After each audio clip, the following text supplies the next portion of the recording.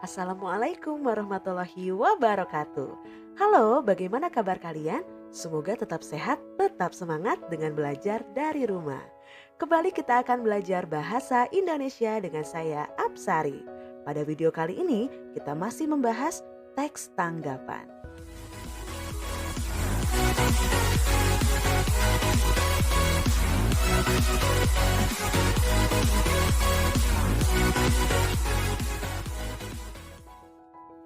Ya, pada video sebelumnya kalian sudah belajar mengenai pengertian, ciri-ciri maupun cara menyimpulkan dari sebuah teks tanggapan.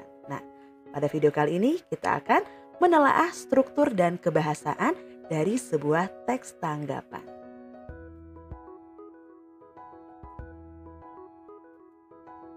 Ya, kita masuk ke materi yang pertama yaitu menelaah struktur.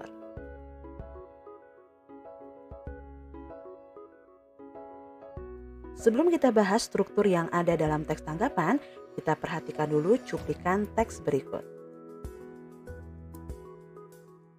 Pandemi COVID-19 telah mengubah tatanan kehidupan masyarakat di seluruh dunia, termasuk Indonesia. Sejak wabah coronavirus menghantam Indonesia, pemerintah memberlakukan berbagai peraturan ketat untuk mencegah penularan yang lebih meluas lagi. Salah satunya kebijakan bagi dunia pendidikan, yakni pembelajaran jarak jauh. Pembelajaran jarak jauh ini merupakan kebijakan yang dikeluarkan pemerintah, khususnya Kemendikbud dan Kemenristek, untuk mencegah penyebaran COVID-19 di sekolah dan kampus. Nah, itu tadi cuplikan dari teks pada paragraf pertama, seperti yang sudah kita bahas pada video sebelumnya. Sekarang kita akan telaah berdasarkan struktur teks tanggapan. Ya, dari cuplikan teks tadi, apa yang ditanggapi? Kemudian, di mana terjadinya peristiwa dalam teks tanggapan? Ya, dua kalimat tanya tadi membantu kita untuk menelaah struktur dari cuplikan teks yang baru saja kita simak. Nah, jadi tadi teksnya itu membahas tentang pandemi COVID-19 yang melanda seluruh dunia termasuk negara kita, Indonesia. Ternyata pandemi COVID-19 itu berdampak pada kebijakan di dunia pendidikan, yaitu dengan adanya pembelajaran jarak jauh. Nah, kita sekarang cermati, kemudian kita simpulkan kalau cuplikan teks yang sudah kita simak tadi termasuk ke dalam bagian apa ya dari sebuah teks tanggapan. Nah, kalau dilihat itu berupa pengantar, berupa pembuka alias paragraf pertama dari sebuah teks tanggapan. Maka paragraf pertama itu harus berisi pengantar ke dalam sebuah permasalahan yang akan kita tanggapi. Jadi cuplikan tadi termasuk ke dalam struktur konteks, ya.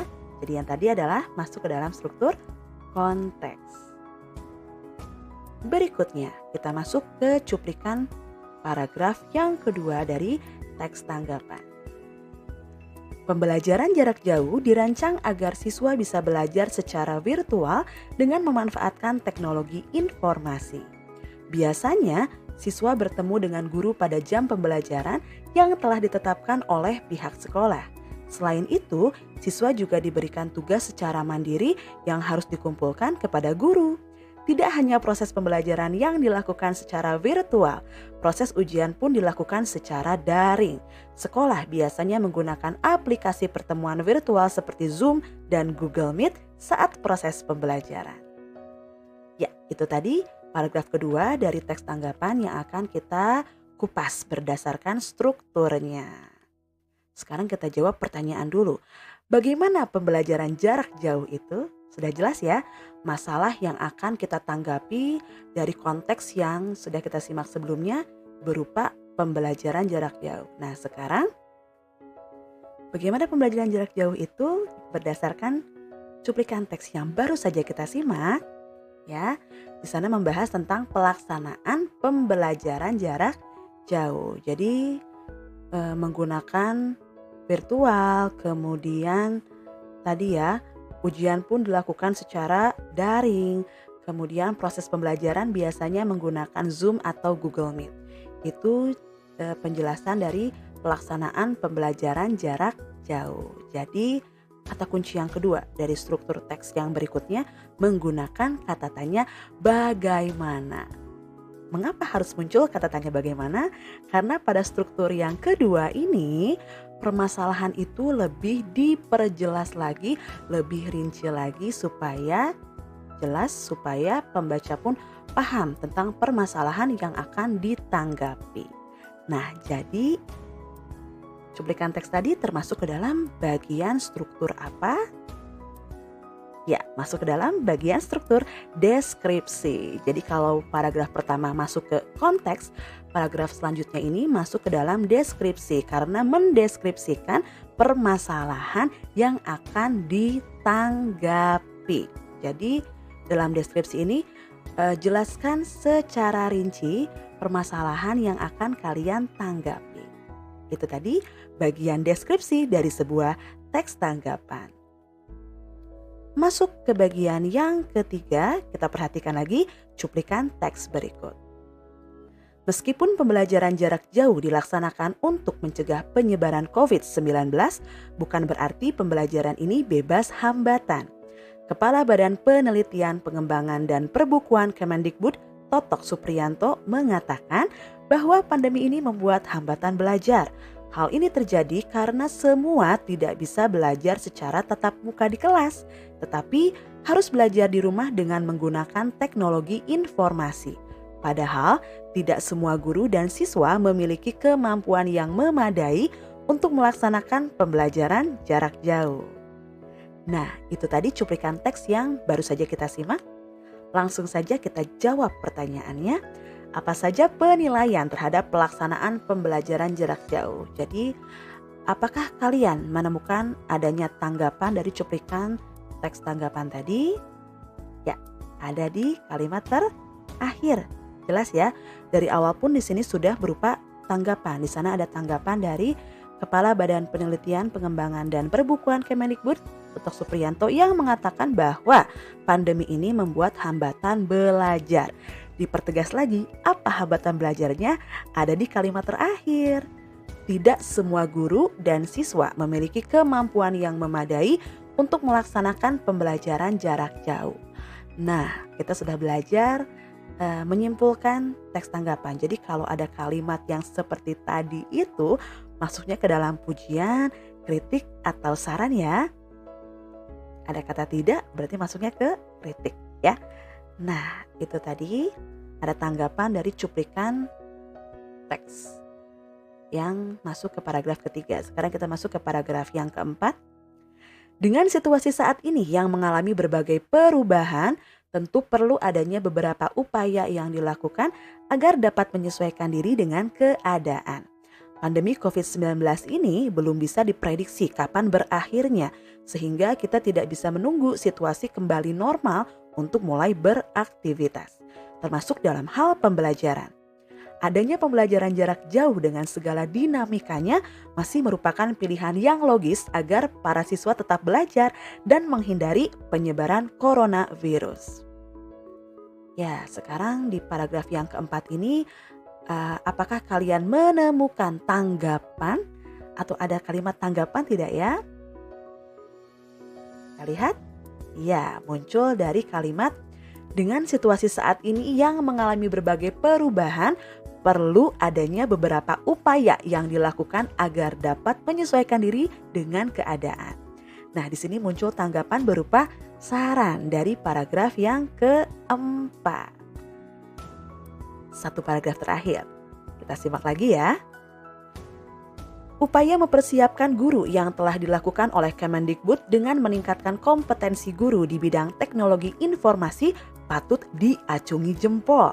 Kemendikbud telah membuat laman daring bagi para guru untuk belajar melalui Guru Berbagi.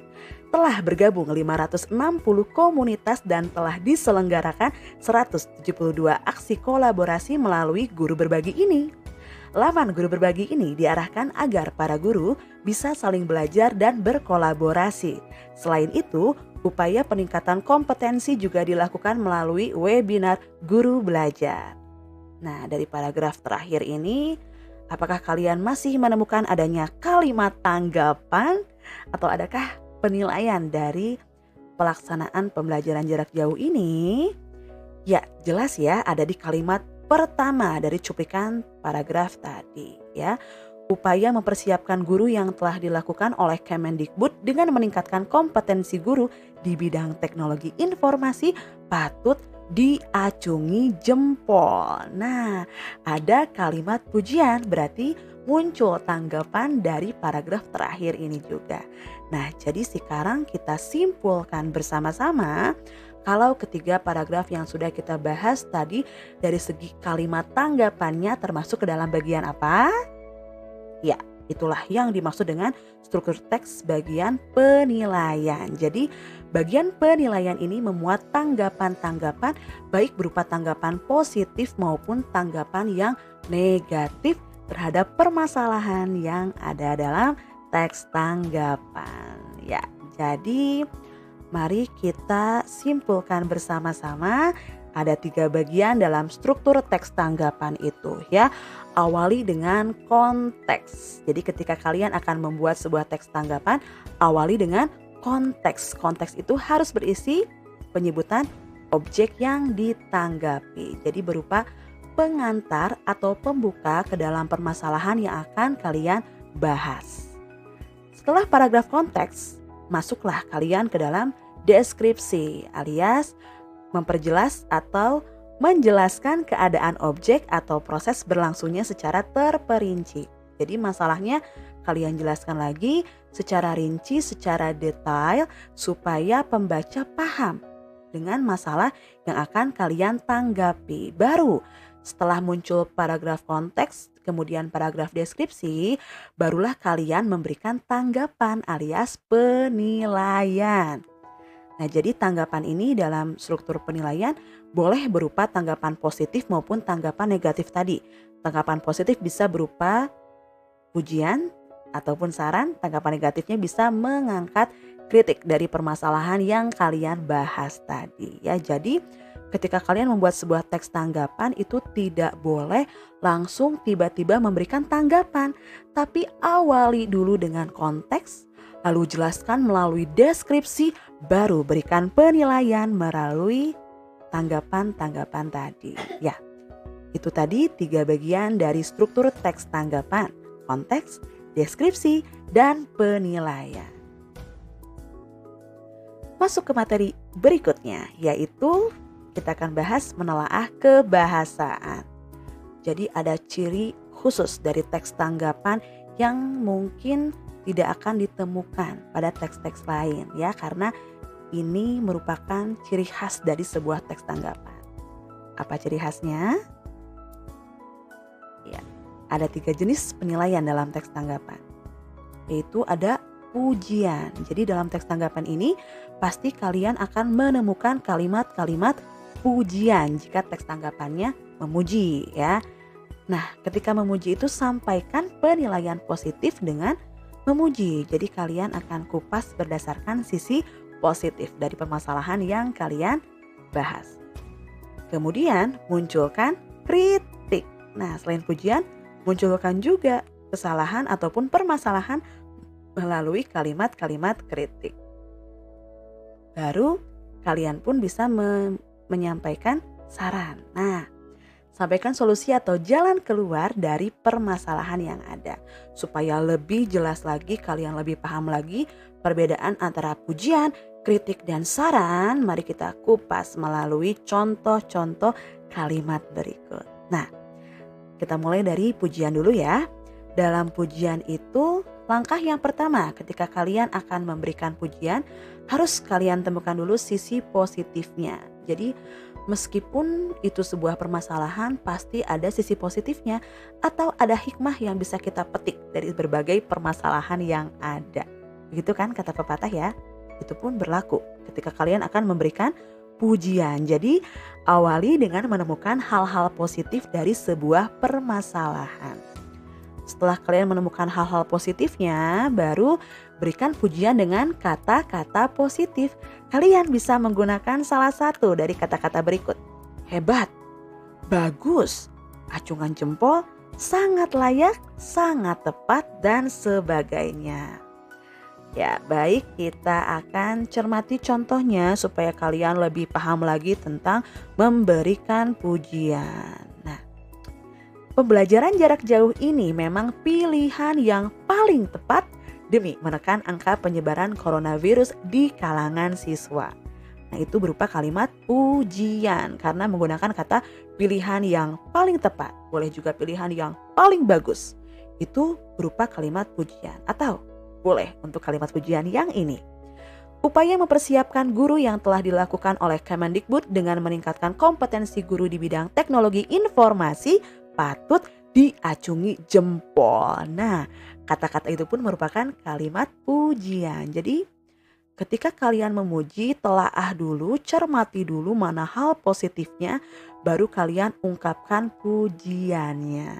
Ya, itu tadi memberikan tanggapan positif melalui kalimat pujian. Nah, sekarang kita masuk ke memberikan kritik. Jadi kalau tadi kita lihat dari sisi positif, kalau kritik ini kita kupas berdasarkan sisi negatifnya ya. Tapi bukan berarti mengkritik itu untuk menyerang seseorang, bukan ya, hati-hati ya. Jadi mengkritik itu bukan untuk menyerang seseorang, tapi mengkritik itu untuk memberikan saran yang membangun. Nah, jadi kalau kritik itu biasanya dibarengi dengan saran. Nah, nanti kita akan pelajari ya tentang saran juga. Nah, awali dengan menemukan permasalahannya dulu. Setelah kalian temukan permasalahan, fokuskan pada permasalahan yang akan ditanggapi. Oh, ini nih permasalahannya, PJJ ini. Kalian cari-cari nih, apa sih permasalahan yang muncul dalam PJJ ini?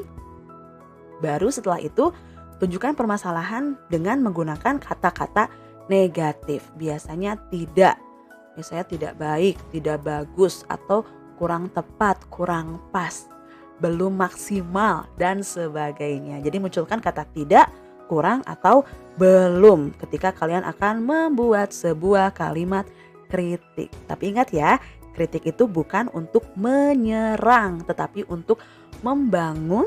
Namanya juga kritik membangun. Jadi nanti dibarengi dengan saran supaya berubah atau ke arah yang lebih baik lagi. Itu tujuan dari sebuah kritik. Nah, sekarang kita akan pelajari contohnya. Padahal tidak semua guru dan siswa memiliki kemampuan yang memadai untuk melaksanakan pembelajaran jarak jauh. Itu kritiknya. Ternyata dengan pelaksanaan PJJ ini ada masalah. Masalahnya itu terjadi ketika tidak semua guru dan siswa memiliki kemampuan yang memadai dalam melaksanakan pembelajaran jarak jauh. Atau sekarang kita perhatikan lagi contoh yang berikutnya. Namun sayangnya kondisi di lapangan yang sangat beragam tentunya menjadi kendala tersendiri dalam pelaksanaan PJJ, terutama masalah sarana dan prasarana serta kualitas SDM. Nah, ini juga merupakan kalimat kritik, mengkritik tentang permasalahan sarana maupun prasarana serta kualitas SDM dari pelaksanaan pembelajaran jarak jauh ya. Karena di paragraf sebelumnya sudah dijelaskan kalau kita ini memang kekurangan sarana baik itu akses internet maupun perangkatnya seperti laptop atau smartphone. Nah, ini tadi contoh dari kalimat kritik. Jadi tadi ya ketika memberikan kritik bukan berarti menyerang, tapi menunjukkan permasalahan yang terjadi. Nah, supaya membangun ke arah yang lebih baik lagi, kritik harus dibarengi dengan saran. Sama saran juga, awali dengan menemukan permasalahan ya. Tapi ini nih bedanya antara kritik dengan saran. Kalau kritik langsung menunjukkan permasalahannya, kalau saran ini memberikan jalan keluar alias solusi dari permasalahan tersebut. Nah, jadi biasanya kalian bisa menyampaikan solusi dari permasalahan itu dengan kata-kata sebaiknya, seharusnya, perlu, harus, bisa, dan sebagainya. Supaya lebih paham lagi, mari kita perhatikan contoh kalimat saran berikut. Para orang tua sebaiknya memberikan pendidikan non-formal juga bagi anak seperti pendidikan agama dan karakter. Tuh, muncul kata apa di sana? Sebaiknya, seharusnya, ya. Itu berarti masuk ke dalam kalimat saran. Sebaiknya kamu bangun lebih pagi supaya tidak terlambat belajar. Atau sebaiknya kamu tidur lebih awal. Sebaiknya kamu lebih rajin belajar. Nah, itu tadi masuk ke dalam kalimat saran. Ya, jadi saran itu tadi ya, memberikan solusi atau jalan keluar dari permasalahan. Tetapi hati-hati, jangan sampai memunculkan kata negatif. Kalau sudah muncul kata negatif, nanti larinya menjadi kritik, bukan saran lagi. Contoh berikutnya, perlu adanya kerjasama antara sekolah, guru, dan orang tua untuk merancang dan mempersiapkan pembelajaran terbaik bagi anak. Nah, muncul kata apa tadi di sana?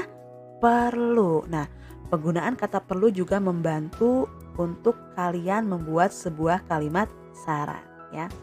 Misalnya, perlu adanya kesadaran diri untuk belajar mandiri ketika mengikuti pembelajaran jarak jauh. Nah, itu juga contoh dari kalimat saran. Jadi ingat ya, ketika kalian memberikan kalimat saran jangan memunculkan kata negatif. Tetap hal yang positif yang diangkatnya. Ya. Baik, itu tadi tentang ciri kebahasaan dari teks tanggapan.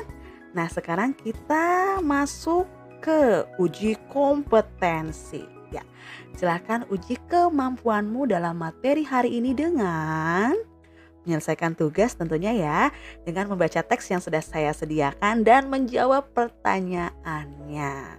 Nanti kalian bisa cek melalui Google Classroom masing-masing. Nah, kemudian setelah kalian menjawab, seperti biasa, unggah jawabanmu melalui Google Classroom. Jangan lupa, jangan sampai lewat hari ya. Selesaikan juga tugasmu hari ini supaya kamu tidak pusing lagi untuk mengingat-ingat tugas-tugas yang belum selesai. Ya, kita tutup video kali ini dengan kata motivasi. Kerjakanlah hal-hal yang kamu senangi dan senangilah hal-hal yang kamu kerjakan. Jadi intinya apapun yang kamu hadapi itu harus kamu hadapi dengan hati yang senang ya. Pasti akan membuat perasaanmu menjadi lebih baik dan lebih semangat ketika kamu mengerjakan hal-hal yang kamu senangi. Ya, baik. Pada pertemuan selanjutnya, pada video selanjutnya kita masuk ke materi terakhir dari teks tanggapan, yaitu mengungkapkan kritik, sanggahan, atau pujian dalam bentuk teks tanggapan. Ya, terima kasih telah menonton video ini. Terima kasih sudah belajar bersama saya dengan materi menelaah struktur dan kebahasaan dari teks tanggapan. Sampai berjumpa lagi pada materi selanjutnya. Wassalamualaikum warahmatullahi wabarakatuh. Tetap sehat, tetap semangat dengan belajar dari rumah.